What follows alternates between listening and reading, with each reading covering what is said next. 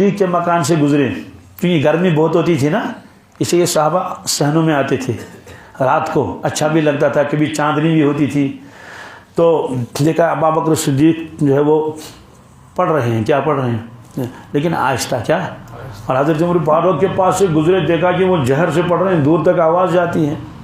حضرت نے نہ ان کو کچھ فرمایا نہ ان کو، وہ نماز پڑھ رہے تھے۔ پھر جب فجر کے بعد ملاقات ہو گئی، حضرت نے فرمایا میں آپ کے مکان کے پاس سے گزرا، آپ تلاوت کر رہے تھے، آپ کے مکان کے پاس سے آپ بھی تلاوت کر رہے تھے۔ حضرت ابوبکر صدیق سے فرمایا بہت آہستہ تلاوت کرتے تھے ابوبکر، کیا بات ہے؟ انہوں نے کہا میں اپنے رب کو سناتا تھا، میں اپنے اس کو زور سے سنانے کی بھی ضرورت نہیں۔ آپ نے فرمایا اپنی آواز کو تھوڑا اونچا کر لینا، کیا، اپنی آواز کو تھوڑا، کہ تہجد کا وقت ہے، اسے انوارات برکات آتے ہیں۔ حضرت میرے فاروق سے فرمایا کہ اے عمر آپ بہت اونچی آواز سے پڑھتے تھے، کیوں؟ کہ حضرت شیطان کو بھگاتا تھا، شیطان کو، اور سونے والوں کو جگاتا تھا، سونے والوں کو۔ آپ نے فرمایا اپنی آواز کو تھوڑا کم کر لو، کیا کر لو؟ تو حضرت سے فرمایا اپنی آواز کو تھوڑا اونچا کر لو، کیا، اور حضرت میرے فاروق سے فرمایا اپنی آواز کو تھوڑا، تو دونوں کو اعتدال پر لایا، کیا، دونوں کو۔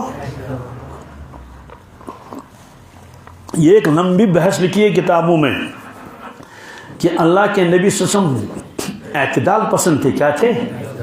وَكَذَلِكَ جَعَلْنَاكُمْ أُمَّةً وَسَطًا، اس امت کو فرمایا یہ وسط ہے، درمیانہ درجے کی، نہ اس میں افراط ہے نہ اس میں، پھر سینکڑوں مثالیں لکھی ہیں اس میں، تو اس میں یہ واقعہ بھی لکھا ہے کہ فرمایا درمیانہ، کیا، تو حضرت سے فرمایا کہ اس تھوڑا وائلیوم کو کیا کرو، اونچو کر لو، حضرت عمر فاروق کی آواز تو بہت تیز، اس وقت تھوڑا سا کم کر لو۔ تو بہرحال خود اللہ کے نبی صلی اللہ علیہ وسلم یہ تلاوت کرتے تھے، کس میں؟ نمازوں میں۔